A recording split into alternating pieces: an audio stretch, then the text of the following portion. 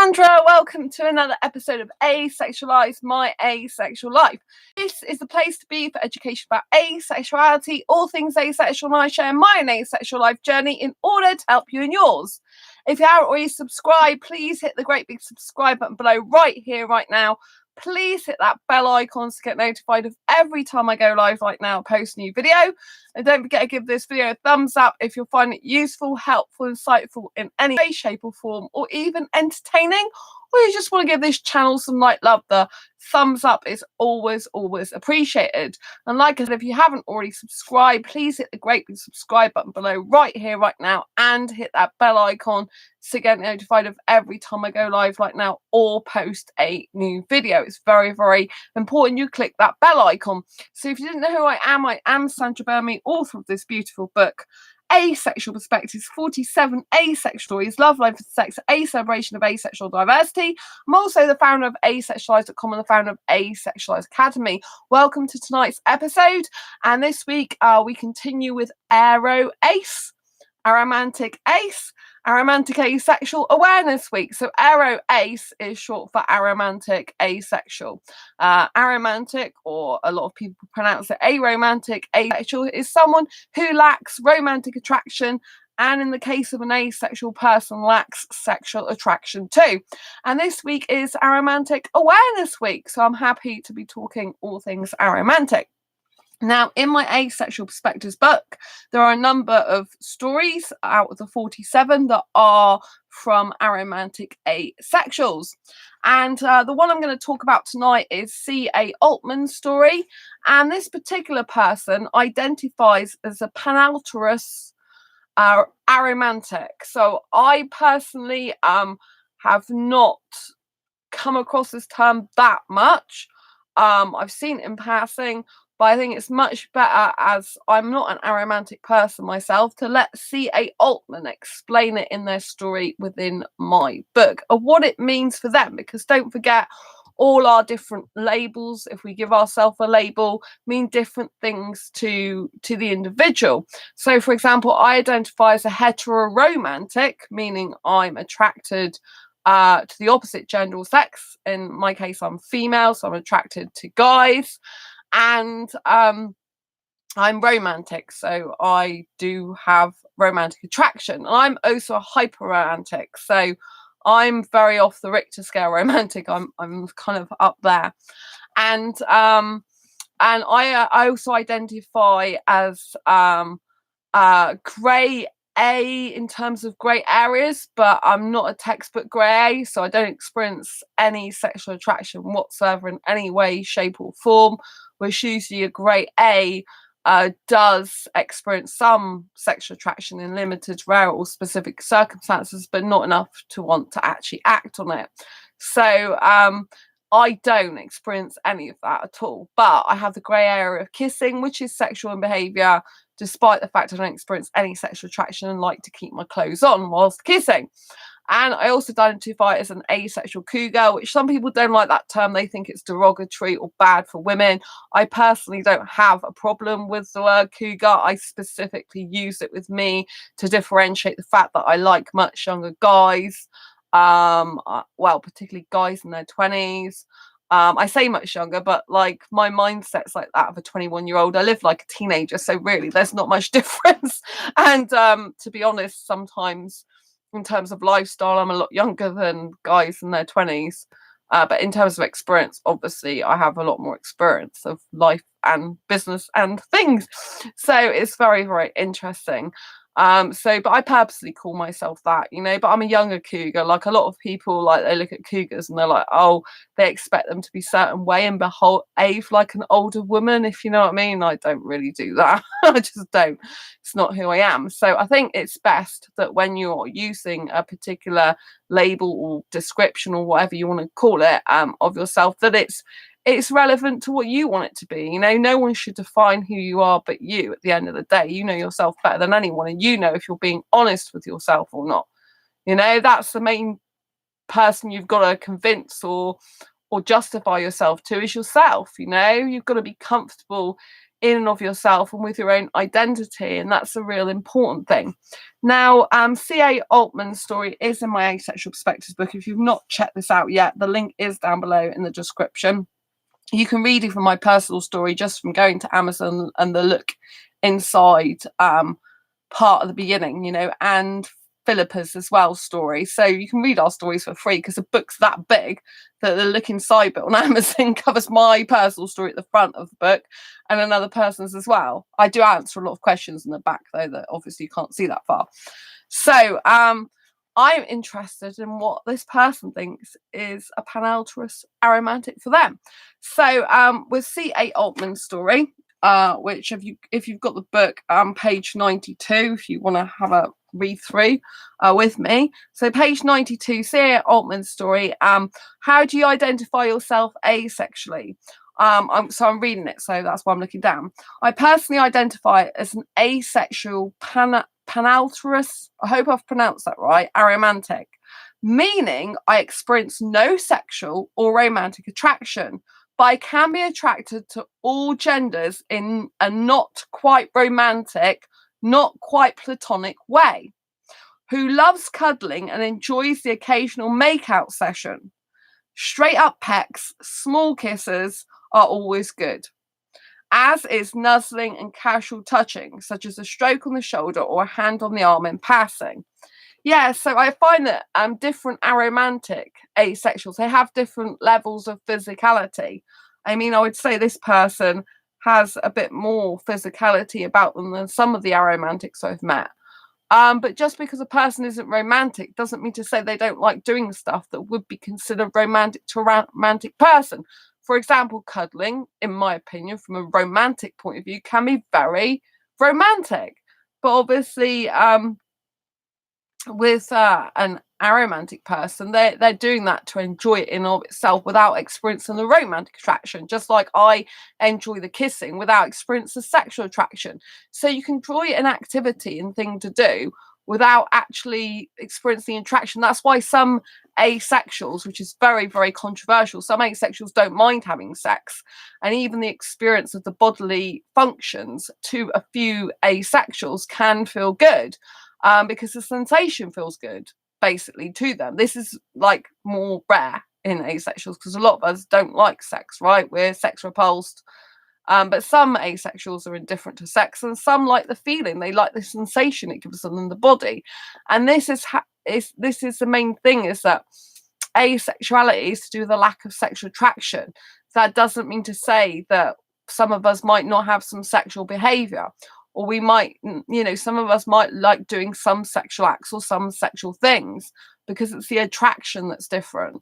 Just as an aromantic person doesn't experience any romantic attraction in terms of, you know, doing things, they might still want to do romantic things whilst not feeling romance about them. Do you see where I'm coming from? So I could like think that a candlelit dinner is super romantic. I could be with an aromantic and they're just think we're just eating with some candles there. But it's nice to look at, whereas I'm feeling all romantic and kind of like fluffy and woo, do you know what I mean? So it's the same situation but a different perspective, and that's all life is really. It's perspectives of different people, which is why my book's called Asexual Perspectives, because we're all different. Every single asexual person is different as well, and it's really important to know that. So life is a whole perception and perspective. It's how you see it. It's a lens in which you see it through. You could have the same situation and two people interpret it differently. Like one person, for example, in my situation, a guy could ask me out for a drink. I could take that to mean he's romantically interested in me. The guy could take it to mean she seems a nice person, be nice to hang out with her a bit. She might be a good mate in the future, or she just seems nice to get to know and chat to of an evening. Do you see what I mean? Same scenario, same situation, two different people's perspectives. You know, one person might like going to sleep at like 10:30. They find it good to get into a routine, good to go to bed early, like getting up early. The other person might hate going to bed at 10:30 and like living the nightlife, and they're still awake when the other person has got up in the morning and they're still awake then, but then they're going to bed when the other person's going to work. Do you see what I'm saying? So people can live in the same sort of world, but yeah, experience it completely different. You know, a lot of the time I'm working. Like last night, I worked through the whole night. You know what I mean? Well, the night before now, so we've entered into the next day while I've been chatting on here to you. So it's all a different perspective, and that's what life is, and it's important to, you know, value people's different perspectives. So this I thought was very, very interesting. So, and how did they discover they are asexual? So for C.A. Oltmann, it was a gradual process. Although I labelled myself asexual 2 years ago, I'd known I wasn't a straight asexual for a long time because I'd never known much about asexuality before then. I didn't know that it was a valid sexual orientation. I thought that maybe I had a low libido or would have sex when I was ready, or was afraid of having sex, or would find the right person who would be the one I want to lose my virginity to, which I think is a common misconception. What other people think about asexuality. They think you're abstaining, which is not true. They think you're, you know, you haven't met the right person yet, or maybe we haven't met the right asexual person yet, or the best friend for us yet. Do you know what I mean? Or the queer platonic person to be in a relationship with yet. Do you know what I mean? But when they say it, they mean you haven't met the right sexual person to make you all of a sudden really sexually attracted and want sex. It doesn't work like that. You know, just as much as a heterosexual that is not attracted to any women whatsoever, they're just pure. I mean, sorry, just like a homosexual who isn't attracted to any women whatsoever. Say they're a homosexual guy, they're only attracted to guys and they're not attracted to women whatsoever. Do you know what I mean? It's the equivalent of saying you haven't found the right woman yet. Or a heterosexual guy who's only into women and he's never into guys, saying you haven't found the right guy yet. Do you know what I mean? It's ridiculous. You know, I mean, you can't change your sexual orientation just like that and switch it on and off. So I think it's really important to know what you like yourself and to know that asexuality is a valid sexual orientation, which means we don't experience sexual attraction. It's just not there for us, and that's okay. It's perfectly fine. So anyway, going back to C.A. Oltmann's story, yeah, for the sexual orientation soup, so they're going back to how they discovered they're asexual. I first identified as bisexual because I seemed to like males and females equally. After that, I identified as homosexual because I didn't like the opposite gender. And then pansexual after I discovered non-binary folks because I seem to like, or more accurately, not like everyone equally. After some consideration and realization that I had no desire to get sexual with anyone, and the discovery of the Asexuality Visibility Education Network frequently asked questions, identifying as asexual seemed the most viable option. Are you out about being asexual? If not, why not? If you are out, to whom and how did they react? Yes, I'm out. I first came out to my sibling about 2 years ago. They were surprised and were supportive of my self-discovery as they always are. Just after that, I came out as asexual to a few of my close friends who were all very supportive. Each time I came out to someone, it started a very interesting discussion about sexual orientation and social acceptance. One friend, when I came out to them, had a eureka moment that they were asexual as well. And I think that's so good when you really educate people. You know, you're not afraid of talking about asexuality because you want to educate people. You want people to understand there is a sexual orientation because you know that we're in the minority and it's hard to get our voices heard. And I think it's wonderful when you talk about asexuality and then all of a sudden you find more people that are asexual. I mean, there's a couple of entrepreneur type people that, well, one's a writer and they realised they were asexual. They commented on one of my posts. This other guy who's like an entrepreneur type, he realised he was asexual. I don't think he's a full-blown entrepreneur. I think he's into business. He doesn't live in the UK though. So yeah, you know what I mean? It's really nice when you're talking and then other people say, hey, that's me, because you know, you can help more people that way. A few weeks ago, I came out to all my friends on Facebook, which included both sides of the family. There was an overall good response, so I didn't get a lot of likes, so I'm not sure how many people actually read it.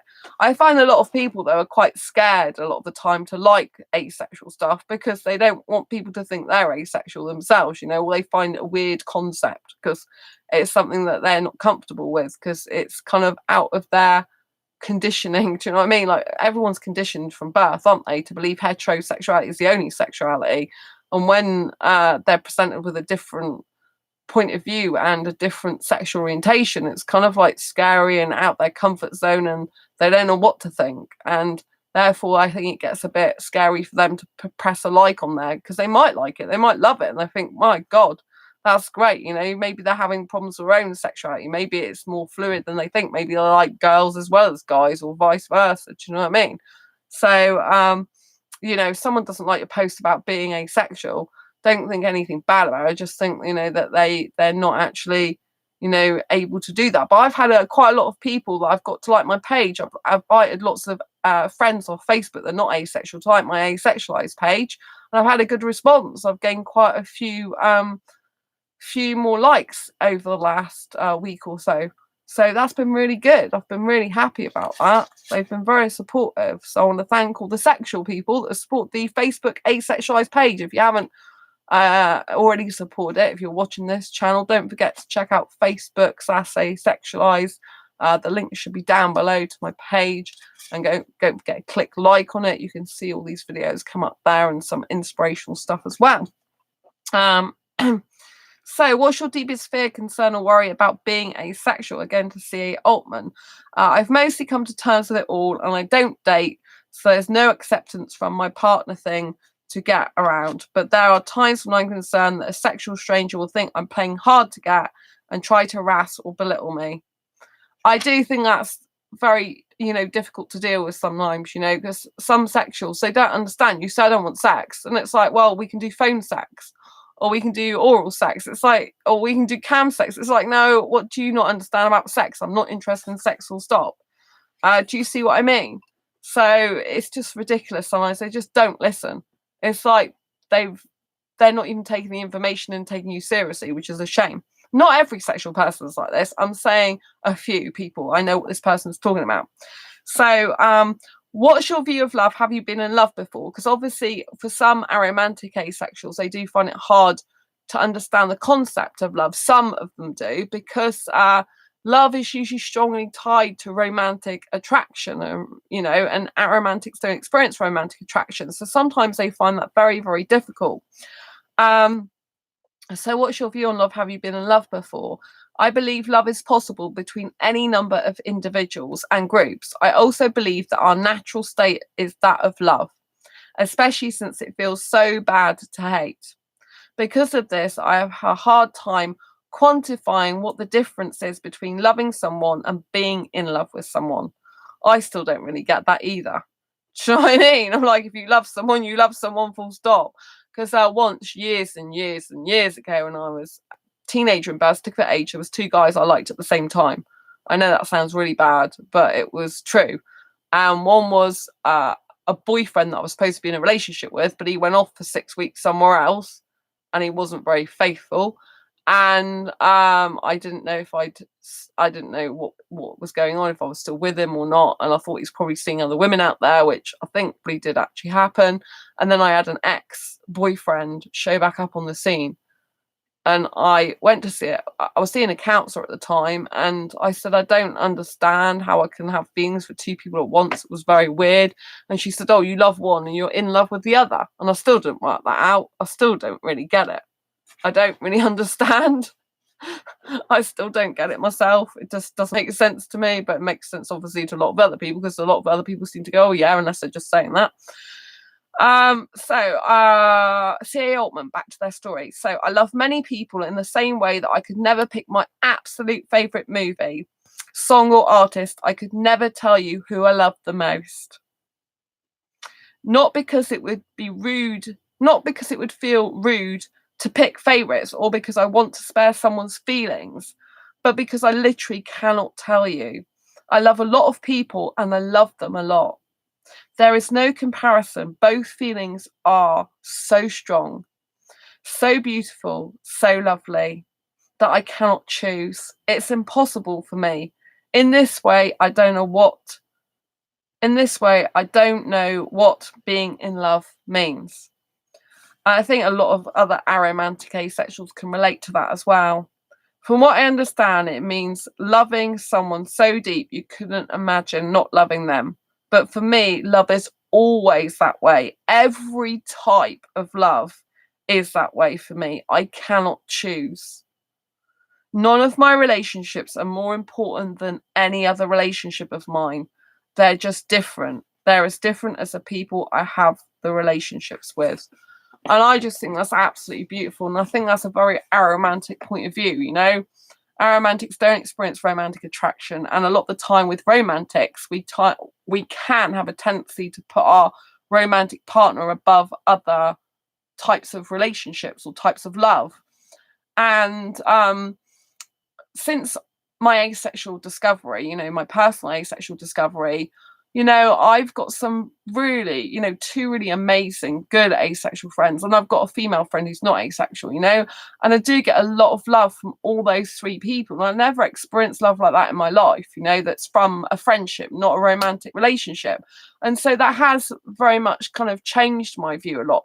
I still think romantic love's very important, but it seems to me that friendship is going to be the thing that lasts the longest. I think it's a bit sad to say that, but in my personal experience these days, friendship's a lot better bet to bet on. You know what I mean? Like friendships do change and some people do go out of your life, but I think the people that stay in your life are meant to stay in your life. Do you know what I mean?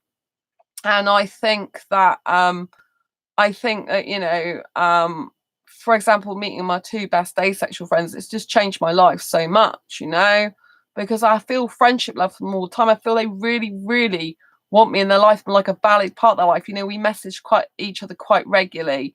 And so it's like, even though we don't live totally near each other, my bestest friend, they live 200 miles away from me.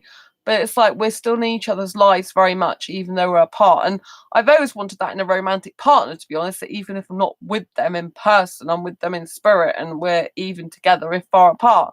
And I do have that with my friends, my best asexual friends. I think I have a lot of qualities that I'd want in a romantic relationship with my two best friends. Obviously, you know, they're both into guys and I'm clearly not a guy. So romantic wise, I'm not suitable for them. But you know, I just think it's so wonderful to have those feelings and qualities in best friends because it does actually make you a lot less needy of a romantic relationship. And it makes you believe that, you know, that friendship at the end of the day is probably the most important type of relationship, or it certainly is equally important as a romantic relationship in the sense that, you know, these friends are going to be around, I believe, for years to come. I believe I'll always have my asexual friends in my life. I hope I'll always have my best female friend, but, you know, she might move away with her partner in years to come. She's already told me that. So, that's going to be hard, but I wish her luck because, you know, I don't see her that much at the moment, but she needs to fly, then she needs to fly. And I know her partner, when he retires, they want to go traveling together and they might move abroad. So I am aware that could happen. It'll be a little bit sad, but you know what I mean. I wish her well. At the moment she's still here, but I don't see her as much because she's moved further away than where I live. But she comes to see me, goes out of her way to see me. She's so nice. So I'm really thankful for all these people in my life. And you know, I didn't really understand friendship love before. I didn't really have it in my life. You know, it's very one-sided, the friendships I had in the past, usually me caring more than they did. It's kind of more of I felt like people were very into themselves a lot, in the sense that they weren't really welcome me. Like with my best friends, I feel they all welcome me. It's like, you know, when you have an eagle with great big wings and it's like they tuck you under their wing, and they care for you and nurture you like a little bird in the nest, if you know what I mean. I just think that's such a beautiful type of friendship love. Like you know, the best I've ever known. And so I do understand aromantic asexuals in that way because they put a lot of emphasis, a lot more emphasis on friendship, I think. I mean, obviously, clearly this person loves everyone equally, but I know a lot of aromantics, they put a lot of emphasis on other types of love, because obviously they don't experience a romantic attraction. So it's not kind of, they don't experience a romantic sort of love. They just feel this really deep compassion and deep bestest ever friendship with a lot of their friends. They're very close to them. And, you know, I do think that's very beautiful in and of its own right. And now I've got best asexual friends, I kind of really understand that a lot more, especially with the asexual friends, because obviously there's no sexual stuff involved. Do you know what I'm saying? It's different, I think, to the heterosexual world. When you're friends with a sexual, there's kind of also always kind of some sexual energy going on, really. There's kind of some, a lot of the time, I think, you know, it's harder to just be friends with that person. I mean, with me being a hyper romantic, I do get some attraction to my friends. They know this, you know, but it's not enough to be in a relationship, and they like guys anyway. Do you know what I mean? And I prefer, as you know, younger foreign guys. So, both of my best asexual friends are British. But they're such amazing people. So yeah, anyway, I hope you enjoyed this video about finding what a Panalterous aromantic asexual is like. Obviously, every aromantic's different. And I appreciate you being here. So thanks very much. I'm going to conclude this video tonight. You've been fantastic watching. I really appreciate you. I know there's been someone watching all the way through this video, so lots of love to you. If you like this video, please give it a thumbs up. I really do appreciate the thumbs up. It really helps this channel out.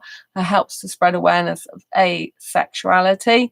I really appreciate you very much for being here. If you haven't already subscribed, please hit the great big subscribe button below. Please hit that bell icon to get notified of every time I go live like now, post a new video. And don't forget, like I said, to give this video a thumbs up if you're enjoying the content.